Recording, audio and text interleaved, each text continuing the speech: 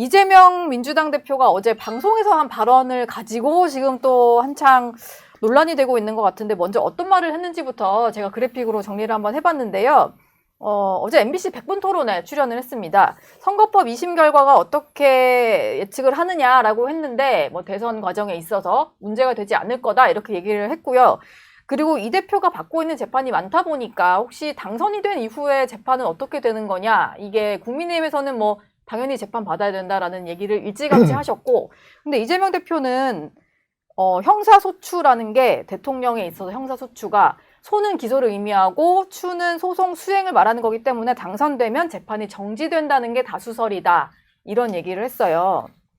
국민의힘에서 또 이거 가지고 네. 말도 안 된다 이런 네. 논평을 내시더라고요. 일단은 이렇게 재판이 많다 보니까 이런 논란이 있는 것 자체가 사실 국민들께 좀 송구한 부분이고요. 예. 근데 이 부분은 헌법재판소법 또 헌법에 이거 명시적인 규정이 있느냐의 문제이거든요. 근데 보통 되게 기교적으로 소와 추를 나눠서 말씀을 하셨는데 네. 이제 본인이 사건이 걸려 있으니까 일종의 셀프 변론 같은 거죠. 하지만 소추는 일반적으로 해석할 때 기소를 의미하는 겁니다. 그래서 탄핵소추라고도 하잖아요. 예. 탄핵소추를 하는 것은 네. 그냥 탄핵소추와 탄핵심판이 다른 것처럼 탄핵소추를 한다라고 하면 소추는 재판에 해부하는 걸 얘기하는 것이고 명시적인 규정이 없다는 것에 대해서는 대부분 의견이 일치를 해요. 근데 그 소추를 할 수 없다는 것을 더 확장해서 해석해서 재판까지 할 수 없는 것으로 볼 것이냐, 이 문제인데, 저는 그 이재명 대표 말씀처럼 이게 다수설이라고 생각하지 않고요. 이게 헌법적인 논란이 엄청 큽니다. 저는 이게 재판을 멈추지 않는다라고 생각하는 헌법학자들이 더 많을 것 같아요. 네. 근데 이 하나만 덧붙이면 어떤 문제점이 있냐면, 만약에 그 해석대로 재판이 멈춘다라고 하면, 명시적인 규정이 없으면 결국은 이재명 대표의 공직선거법 위반이 당선 무효형이 확정됐을 때 434억 원이라는 국민 혈세를 국고로 도로 반납시켜야 되는 문제가 있잖아요. 예. 국민들과의 이해 충돌이 있는 부분이거든요. 근데 그 부분을 국민들 입장에서 유리하게 해석해줘야지, 그것을 재판이 멈춘다라고 해버리면은 그 434억 원의 환수 작업이 일단 늦어지는 것이고요. 네. 모든 재판이라는 게 피해자가 있는 거거든요. 그러면 피해자들의 권익은 어떻게 되는 겁니까? 대통령이 됐다는 어떤 우연적인 사정에 의해서 피해자의 권익은 그 대통령 임기 동안 멈춰버리는 게 되는 것이거든요. 그래서 여러 가지 점을 고려했을 때 이 부분은 재판이 진행되는 것으로 보는 것이 합리적이라고 생각합니다. 예. 이건태 의원님은 또 할 말이 많으신 표정인데. 네. 그러니까 이제 말씀을 드리면 국민의 직접 투표에 의해서 대통령을 뽑잖아요. 예. 그래서 불소추 특권을 준 것은 그 대통령이 임기 동안 국민을 위해서 국민의 뜻에 따라서 선출해준 그 뜻에 따라서 주권자의 의지잖아요. 임기 동안 일을 하라는 거예요. 네. 그래서 그 일을 방해하지 않도록 하기 위해서 불소추 특권을 준 거란 말이에요. 그러니까 지금 이재명 대표가 이렇게 재판받고 있는 걸 다 국민들 아는 상태에서 투표를 해서 대통령을 뽑았잖아요. 네. 그러면 그걸 다 감안해서 뽑았기 때문에 그것은 결국은 재판을 중단하고 대통령으로서 우리가 뽑았으니까 5년 동안 일하게 해줘 하는 주권자의 의지가 있는 거예요. 아, 지금 재판이 진행 중인 거를 알고 다 알고 투표를 했으니. 투표하셨잖아요. 그래서 그렇기 때문에 불소추 특권의 의미는 그거의 정치적 의미는 그게 있는 거고, 네. 불소추라고 하는 게 지금 주진우 의원님은 소만 하면 되는 것이니까 소송 수행은 계속 해야 된다는 말씀이잖아요. 예. 형사소송법 246조가 제명이 뭐냐면 그 이름이 뭐냐면 국가소추주의예요. 국가소추주의. 네. 거기에 내용이 뭐냐면 공소는 검사가 제기하여 수행한다 돼 있어요. 다시 말해서 아까 이재명 대표 얘기했듯이 소추의 소는 소를 제기하는 거고 추는 수행을 말하는 건데 그 표현이 그대로 나와 있는 거예요. 네. 공소는 검사가 제기하, 여기까지가 소고 수행한다, 이게 추예요. 이게 다 소추에 들어가는 거예요. 그러면 검사가 대통령이 딱 되면 이미 소는 돼 있지만 추를 안 한다 이거예요. 왜냐하면 헌법의 불소추 특권에 의해서 검사가 소송 수행을 해서는 안 되도록 돼 있는 거예요. 네. 검사가 공소유지 소송 수행을 안 하면 재판이 정지되죠. 너무나 당연한 겁니다. 너무나 당연한 얘기다. 제가 이제 개혁신당, 이거 일단 요즘에 국민들이 로스쿨을 가셔도 될 정도로 이 법 지식들을 많이 좀 들으시는 것 같아요. 헌법까지 막 필사할 그러니까요. 정도잖아요. 그러니까 제가 이제 법조 지식이 두 분보다 다소 미약하지만 예. 감히 한 말씀 제가 저의 의견을 말씀드리자면 제가 기억하는 대한민국 헌법 68조인가 대한민국 대통령의 그 보선에 대해서 규정을 하는데 거기 어떻게 되어 있냐면 고리 또는 판결 기타 사유로 수행을 못할 때 60일 이내에 대통령을 뽑게 되어 있어요. 그 말인즉 판결이라고 한다면 형사재판을 뜻하는 것이겠죠. 예. 뒤집어서 생각을 해보면 대통령이 당선된다 하더라도 재판은 계속 진행된다라고 우리가 합리적으로 볼 수 있는 것 아니겠습니까? 예. 저는 그렇게 생각을 하고 이재명 대표가 다수설이라고 하는데 아무리 찾아도 어떤 학계에서 재판이 정지된다는 논문 내지는 연구설은 없더라고요. 예. 다만 작년 6월 달에 하도 이것이 쟁점화돼 가지고 갤럽에서 성인 남녀 1000명한테 형사 피고인이 대통령이 됐을 때 재판이 정지되냐 마냐라고 물어봤는데 안 된다. 정지하면 안 된다라고 응답한 비율이 무려 73%에 달합니다. 그 말인즉 갤럽 조사에서 네, 10명 중에 7명 이상이 그러니까 형사 피고인이 대통령 됐다고 해서 형사 사건에 대해서 면죄부를 주지 않겠다라고 시도를 주시고 계시는 거거든요. 예.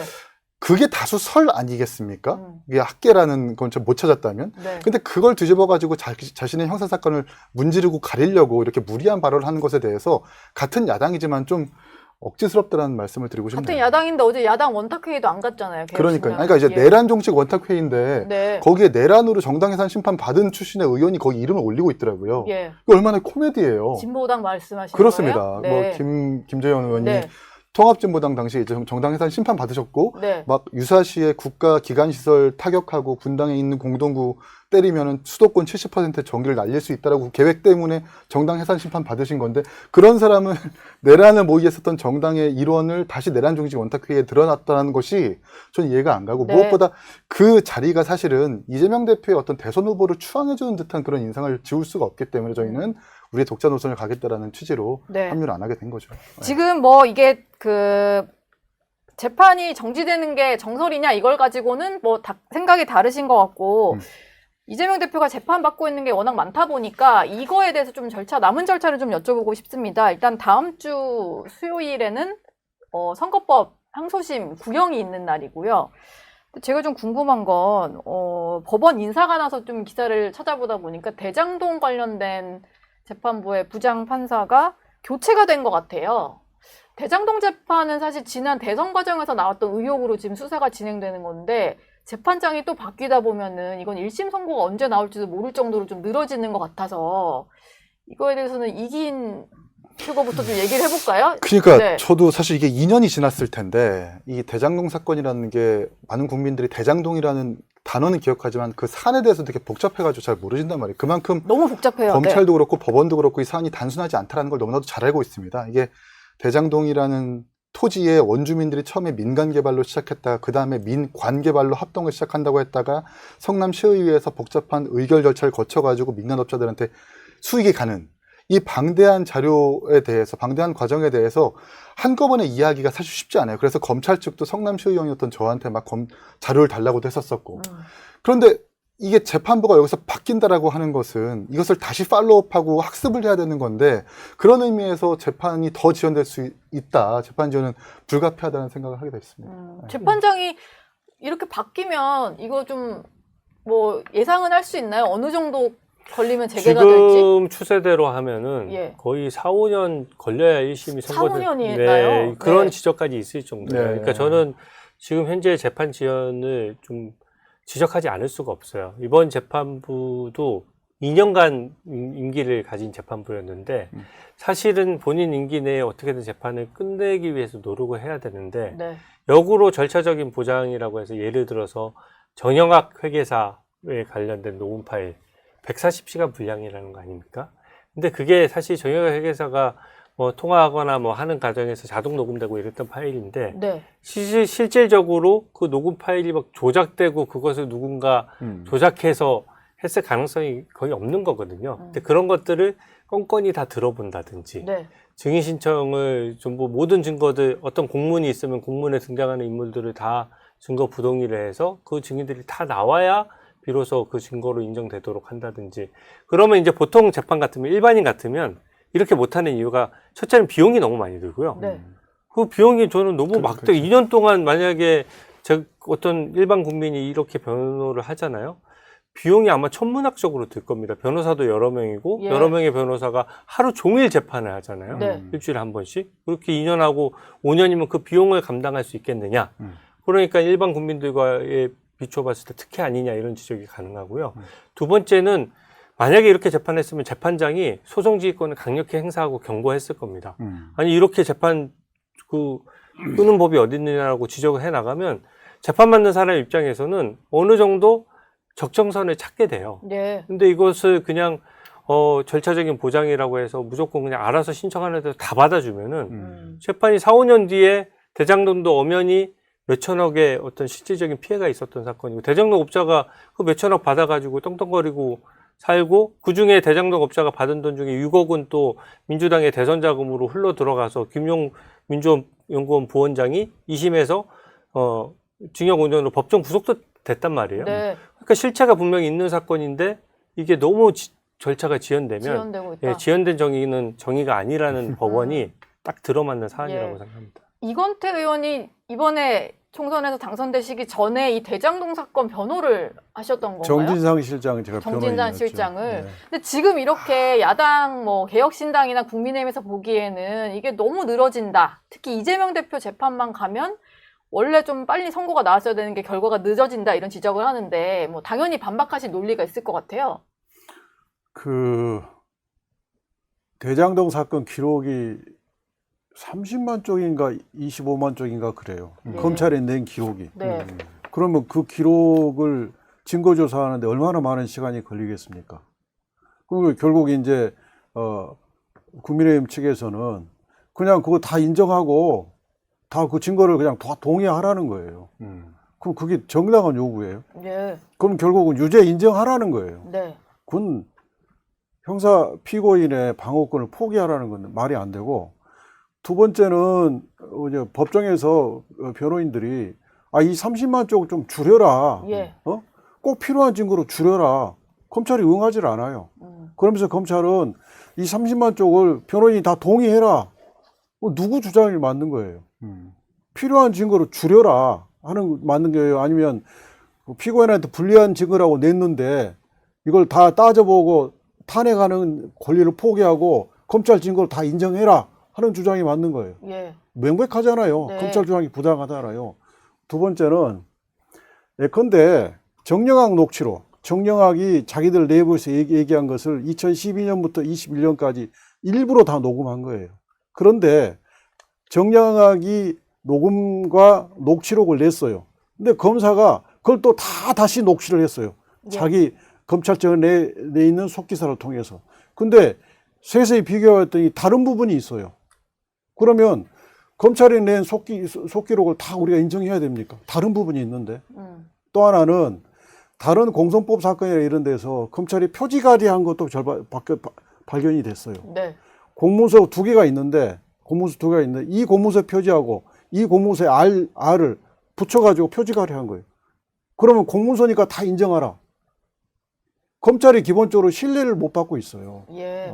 우리는 민주당에서는 이 기소는 정치 수사 및 정치 기소라고 생각하고 있기 때문에 검찰의 증거에 대해서는 다 따져보고 검토를 해야 돼요. 예. 근데 따지지 말고 검토하지 말고 증거를 다 인정해라. 그건 대단히 부당한 주장이죠. 이 같은 논리가 대통령의 형사재판에도 같은 얘기를 하시긴 하실 거죠? 방어권 대통령의 주장. 형사재판도 네. 형사재판에서는 대통령한테 그런 권한이 그런 기회가 보장이 돼야 돼요. 방어권이. 예. 당연히 보장돼요. 네. 근데 그것하고 예. 형사재판과 탄핵재판은 다르다는 거예요. 알겠습니다. 약간 내 재판은 느려도 되고 당신 재판은 빨리 해야 된다라는 예. 그 양측의 주장이 지금 엇갈리고 있는데 네. 대안을 개혁신당에서 좀 말씀해 드리자면 예. 두 분이 대안을 손잡고 마련하셨어요? 두 분이 손잡고 네. 탄핵재판과 형사재판 전부 다 빨리 처리해달라고 예. 외쳐주시는 게 좋을 것 네. 같습니다. 두 분 다 아니, 외쳐달라. 이재명 대표께서 나오면서 기사를 봤더니 지금 형사재판 대장동 재판부에 재판을 빨리 해달라고 탄원서를 냈어요. 이재명 대표가 네, 내셨어요? 예, 알겠습니다. 저희가 오늘 시간이 거의 다 돼서 마지막 마무리 결론을 좀 짓고 정리를 해볼까 하는데 제 질문은 좀 이렇게 드려야 될 것 같아요. 탄핵 심판도 막바지를 향해 가고 있고, 그리고 다음 주에는 이재명 대표의 그 공직선거법 위반 항소심 결심 공판이 있잖아요. 제 궁금증은 이겁니다. 과연 이재명 대표의 항소심 결과와 윤 대통령의 탄핵 심판 가운데 뭐가 더 결론이 날까? 뭐 더 빨리.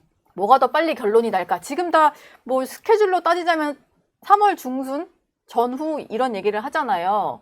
한 분씩 좀 예상하기로는 언제쯤 결론 날 것 같으세요? 지금 오늘 10차 변론 이제 종결하고 다음 주에 이제 완전히 종결하고 3월 중순 정도에 아마 대통령 탄핵 심판이 선고가 되겠죠? 예. 26일 날 이재명 대표의 그것도 종결하고 그럼 이재명 대표의 2심도 3월 중순에 지금 선고하겠다는 전망 아니에요? 둘 다 시기가 같아요. 비슷한 시기에. 네, 그런데 이제 대통령은 파면되는 것일 거고 이재명 대표는 지금 대법원이 남아있지 않습니까?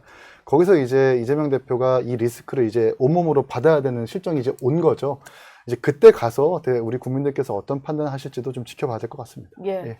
3월 중순에 비슷하게 나올 것 같다. 뭔가 더 먼저 나올지는 좀 예측이 어렵다. 이런 뭐 결론이시죠? 하루 이틀 차이가 될 수도 있겠습니다만 예. 지금 두 재판이 가는 시나리오가 상당히 좀 유사해져요. 유사해지고. 네, 3월 중순으로 둘 다 좀 결론이 나지 않을까 싶습니다. 예. 네. 검사 출신 두 분의 전망을 좀 들어볼게요. 네.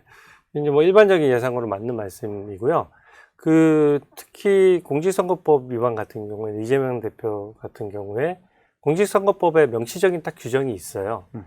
모든 사건에 최우선적으로 심리한다. 이렇게 되어 있습니다. 예. 그러니까, 최대한 빨리 이제 해야 되는 것인데 2월 26일에 이제 결심이 되면 네. 보통 선고기일은 보통 일반 형사재판은 2주 뒤에 잡습니다. 네. 그래서 2월 26일로부터 2주 뒤에 선고기일을 잡는 게 저는 일반적이고 합리적이라고 생각하고요. 그 이상 늘어지는 것은 조금 좀 바람직하지 못하다 이런 말씀을 드려서 저는 3월 10일 전후로 이재명 대표 재판에 대해서 선고가 날 것이다 이렇게 예. 보고 있고요.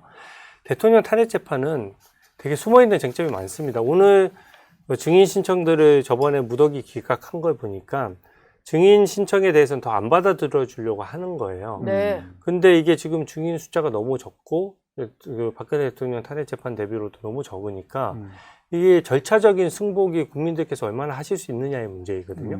그래서 아마 대통령 변호인단은 끝까지 증인 신청을 할 겁니다. 그런데 만약에 지금 입장대로 무더기 기각을 하더라도 뭔가 최종 변론 기일은 안 열 수가 없어요. 그러니까 기일을 한 번 정도는 더 이제 잡을 수밖에 없는 거고요. 이게 묘하게 마은혁 후보 임명 문제랑 좀 연결이 돼 있습니다. 네. 만약에 마은혁 후보를 헌법재판소가 어떤 결정을 내려서 임명을 해야 되는 쪽으로 좀 밀어붙인다라고 하면 저는 임명하지 말아야 된다는 입장이지만 예. 그러면 마은혁 후보가 그 재판관이 돼도 재판을 최종 재판에 안 들어오면 선고에도 참여를 못 하도록 돼 있어요. 예. 그러니까 최종 선고 기일 전에 마은혁 후보가 임명되지 않으면 마은혁 후보 관련돼서는 임명해봤자 소용이 없는 소용이 거거든요. 없군요. 네, 네. 그런 여러 가지 쟁점이 있어서 저는 사실은 뭐 최종 변론 기일이라고 좀 널찍하게 잡은 다음에 그 사이에 마은혁 후보를 임명한다든지 그런 시도는 저는 반칙이라고 생각하고 꼼수라고 생각하고요. 예. 그게 아니고 가급적이면 지금 현재 절차적인 그 논란이 너무 많기 때문에 네. 그 재판관 임기에 맞출 것이 아니라 예. 재판을 좀 더 이어가야 된다 이렇게 생각을 좀 하고 더 있습니다. 이어가야 된다. 근데 그럼 아마 당연히 예측으로는 예. 예측으로는 이어가지 않으려고 하는 거죠. 네, 제가 네. 그건 알고 있는데 예. 당일을 말씀드리면 좀 더 이어가야 된다 이렇게 말씀드렸습니다. 그럼 이재명 대표 항소심이 더 먼저 나오는 것이 맞다. 네, 예, 이런 저는, 말씀이시고. 네, 그렇게 생각합니다. 이건태 의원님은 어떻게 예상하시나요? 탄핵 재판은 노무현 대통령 탄핵 재판, 박근혜 대통령 탄핵 재판을 보면 둘 중에 하나는 11일, 하나는 14일 뭐 그랬던 것 같아요. 선고까지. 예, 마지막 결심 결론이, 때로부터 네. 선고까지. 그럼 이 사건은 제가 아까 말씀드렸다시피 비교적 간단한 명백한 사건이거든요. 그런 저는 10일 정도, 결심 때로부터 10일 정도면 선고가 될 거라고 예상합니다. 그래서 오늘 결심이 될지 아니면 이제 다음 주 화요일 날 정도? 25일 날 결심이 될지 모르지만 어쨌든 그로부터 10일 정도면 통례에 비춰볼 때 전례가 2번 있었잖아요. 예. 그 2번의 전례에 비춰볼 때 10일 정도면 선고가 될 거다 이런 생각을 하고 이재명 대표 공소법 사건은 중요 사건은 보통 결심 때로부터 선고가 한 달 내지 2달 네. 이 정도 걸렸습니다. 조사를 해보면 최근에 선고된 것들이 다 그렇게 선고되고 있어요. 더구나 이 사건은 법리적 쟁점이 굉장히 많습니다.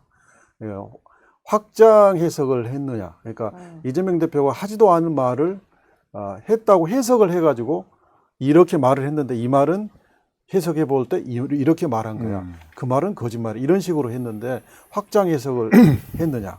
또 뭐 이렇게 협박을 당했다든지 또는 혁신도시법에 의해서 의무조항에 의해서 요구했다든지 여기에서 이재명 대표의 행위에 관한 거짓말이냐 아니면 국토부의 행위냐 이런 법리적 쟁점이 많아요. 예. 그렇기 때문에 쟁점이 많기 때문에 어떻게 보면 이 사건은 온통 법리적 다툼이 있는 사건이에요.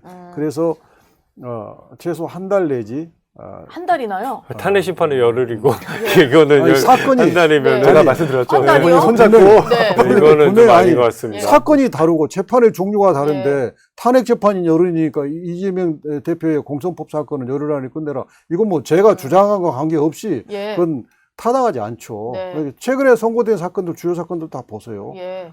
다 한 달 또는 두 달 이렇게 선고됐어요. 그래서 저는 최소 한 달은 걸릴 거라고 예상하고, 아니 우리 더 빨리 선고될 수도 있죠. 그 예. 재판부가 결정의 나름인데, 네. 그리고 저는 무죄를 확신하기 때문에 재판 선고가 언제 됐든 크게 예. 관여하지 않습니다. 알겠습니다. 두 분 할 말 많은 표정인데요. 제가 아주 한 10초씩만 하실 거면 기회 법- 드리고. 네. 제가 사실 그 사진의 최초 공개자가 저였거든요. 그게 이제 김문기 처장. 그게 이제 크롭해서 한 사진만 공개한 게 아니라 원본이랑 같이 공개를 해가지고 법리적 쟁점은 이미 1심에서 끝났다라는 거.